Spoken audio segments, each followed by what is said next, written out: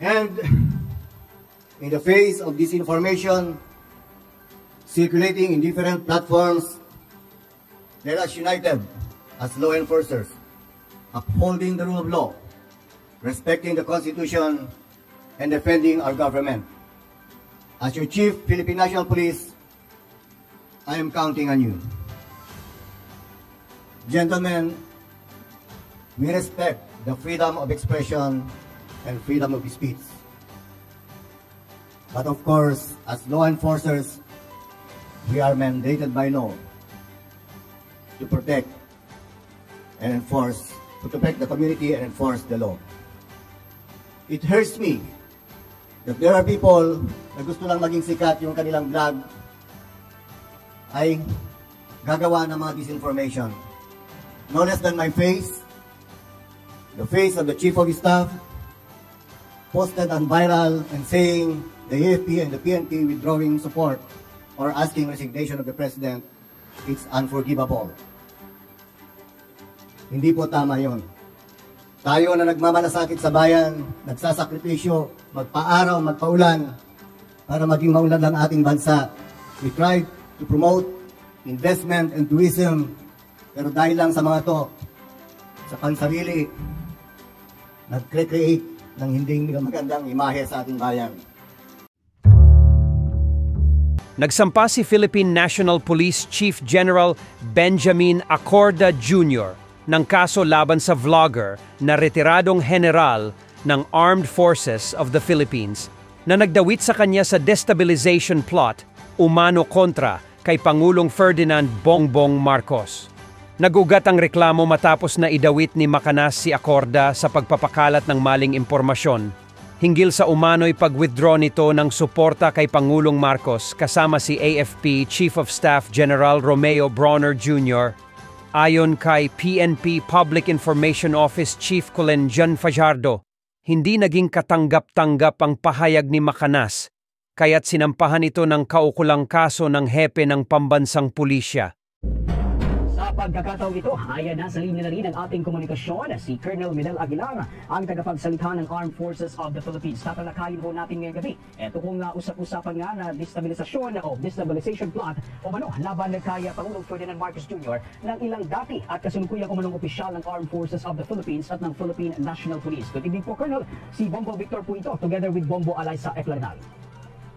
Magandang gabi, Bombo Victor and Bombo Alaysa. Magandang amandayang bagong taon sa ating lahat.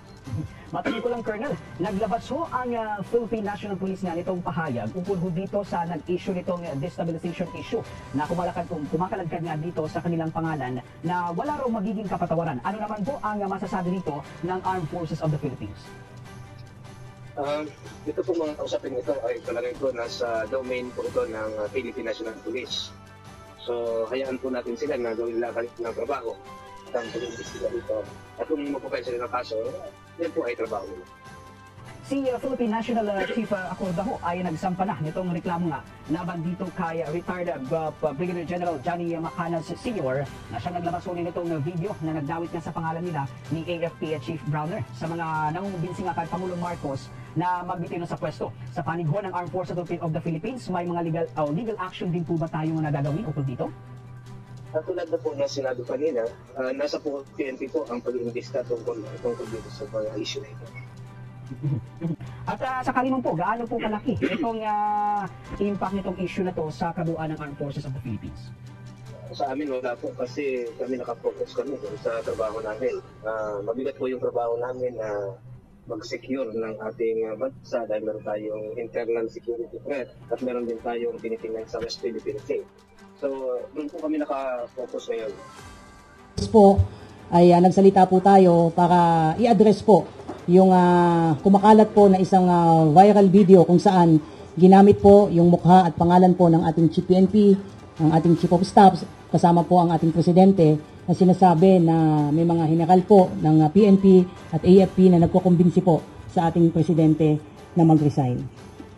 At dahil po dito, kaninang tanghali po, ay nagsampa po ng kaso ang ating Chief PNP. Andyan po yung mga videos at mga pictures po. Mga bandang alas 12:30 kanina po ay tumungo po sa Prosecutor's Office ng Quezon City ang ating Chief PNP upang magsampa ng reklamo laban sa isang individual na gumamit po ng kanyang mukha at pangalan. Ang kaso pong isinampa po laban sa tao po na ito ay violation of Article 154 of the Revised Penal Code as amended by Republic Act 10951 in relation to Section 6 of the Cybercrime Law. Inuulit po natin, ang sinampa po nating kaso ay dahil sa pagpapakalat po ng hindi totoong information na ang ating Chief PNP ay nag-withdraw na po ng support sa ating presidente at hinihikayat ang ating presidente na mag-resign na po. Ang pagsasampa po ng kaso ng ating Chief PNP ay isang patunay na kailangan po nating respetuhin po ang karapatan ng bawat isa. Nire-respeto po natin ang karapatan ng lahat ng individual na magpahayag ng kanilang saloobin, laban o pabor man, kanino man o kaninong grupo, maging sa ating gobyerno. Subalit, ang pag-exercise po ng ating karapatan must be within the bounds of law. Nire-respeto po natin ang kanilang freedom of expression, ang kanilang freedom of speech. Malaya ang sino man magpahayag ng kanilang saloobin. At kagaya ng sinabi ko, this should be exercised within the bounds of law. Spreading disinformation to advance your personal or even political interest at the expense of another person is wrong. Ang sabi nga po ng ating Chief PNP kanina during the flag raising, ang paggamit ng kanyang mukha to gain support is unforgivable. Dagdag pa ng ating Chief PNP, sana respetuhin man lang yung aming uniforme. Huwag sanang gamitin ang social media para magpakalat ng hindi totoong informasyon para lang mag-viral o madagdagan at dumami ang supporters ng kanilang vlog. And we cannot tolerate this. Our people is depending on us sa inyong pambansang pulisya to uphold and respect the rule of law. Kaya nga po kaninang tanghali ay nagsampa po mismo ang ating Chief PNP ng kaso at dadaanin po natin ito sa legal na paraan para po ipakita na yung inyong mismong Chief PNP ang rumirespeto po sa rule of law. Ang usapin pong ito ay hindi lamang po tungkol sa ating Chief PNP. Ang gusto po natin dito ay matigil na po ang pagpapakalat ng kasinungalingan at mga maling impormasyon. We should stop spreading lies and deception. Regardless po kung sino man, kagaya nga po ng sinabi natin, this is not about our Chief PNP. This is about being responsible kung sa mga ibinigay po sa ating mga karapatan sa ilalim po ng ating konstitusyon. Kung sino man po ang naging biktima o naging target ng disinformation, bukas po ang opisina ng PNP para po kayo po ay alalayan, and we should all stop this form of disinformation. The PNP will always uphold the Constitution and obey legal orders of the duly constituted authorities. We are 100% behind this administration. Kaya sa ating mga kababayan, asahan niyo po, the PNP will remain apolitical. We remain solid and intact and professional po ang inyong mga pulis. At asahan niyo po, magtutuloy po ang ating pagtupad ng ating mandato. Hindi po mawawala yung focus po natin in terms of providing security and other public services sa ating mga kababayan. Salamat po. Isa po ito ma'am na lalaki na sinampahan po ng kaso kung saan makikita nyo naman po yan sa open sources na pagkatapos pong lumabas ang mukha po ng ating Chief PNP ay nagsalita po itong tao na ito. So siya po yung sinampahan po ng kaso ng ating Chief PNP kaninang tanghali. Ano po ang susunod na hakbang? Pagkatapos po na ito ay naasahan po natin na yung prosecutor's office po ay magpapadala po ng summons dito po sa taong kinasuhan para bigyan din po siya ng karapatan sagutin ang reklamo na isinampa po ng ating Chief PNP.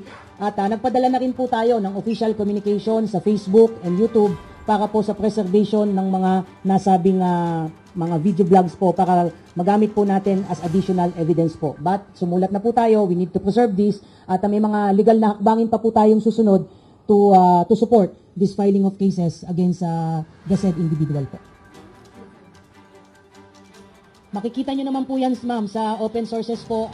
We can share to you or probably open nyo lang po yung account po na yan, lalabas po yan. At ang unang bubungad po sa inyo ay yung mukha po ng ating Chief PNP. At pagkatapos po nun, ay magsasalita nga po itong tao na ito at marami po siyang sinabi tungkol po dito sa nasabi nating vlog po. At sabi nga ng ating Chief PNP, sana kahit man lang yung uniforme ng PNP or particularly him ay narespeto ng taong ito at hindi gamitin para kumuha po ng sitpatya o suporta para sa kanilang personal or even political interest po.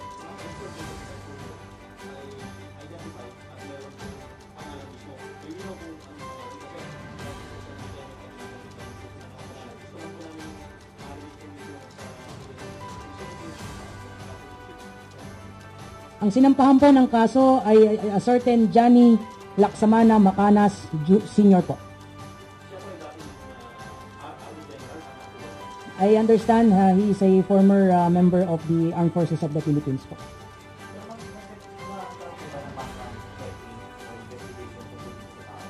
Again, like I said earlier, sir, hindi po natatapos sa pagsasampa po ng kaso yung legal remedies na ina-avail po ng GPNP. Kagaya ng nasabi ko, official na po tayong sumulat sa Facebook and YouTube for the preservation of these vlogs.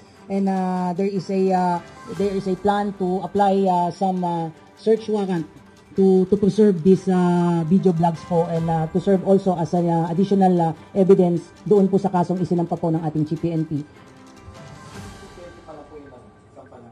How about si Chief of Staff, meron po bang communication sa PNP para sabi nga lumapit din siya?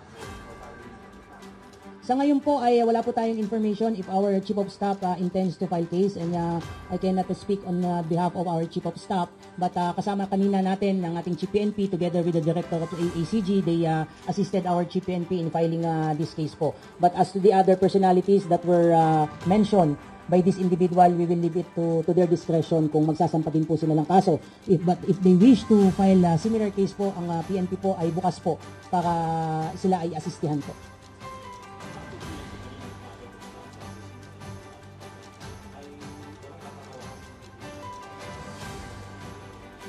Nasaktan po yung ating GPNP dahil ginamit po yung kanyang mukha at pangalan para magpakalat po ng hindi totoong balita at hindi totoong informasyon.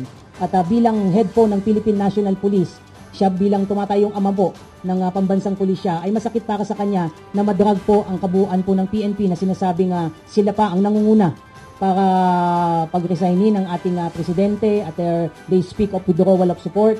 Ay masakit po para sa ating GPNP. Sabi nga niya, sana kahit man lamang yung uniforme po ng inyong PNP ay igalang kung meron silang, sabi nga, they are free to express their opinion, they are free to air their grievances against anyone, even against our government. But please, spare the PNP.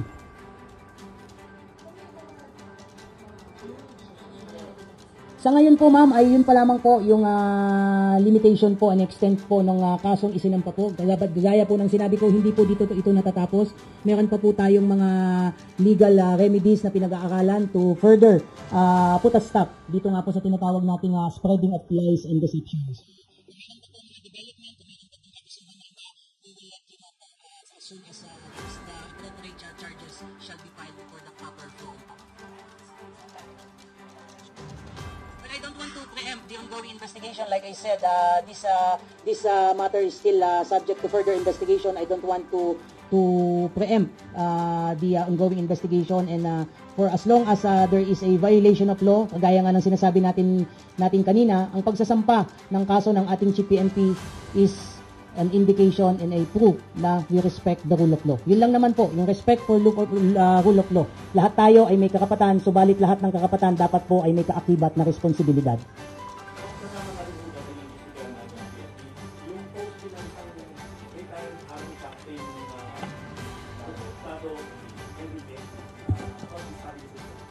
Well, nasagot na po natin yan nung huli po tayo magkakausap.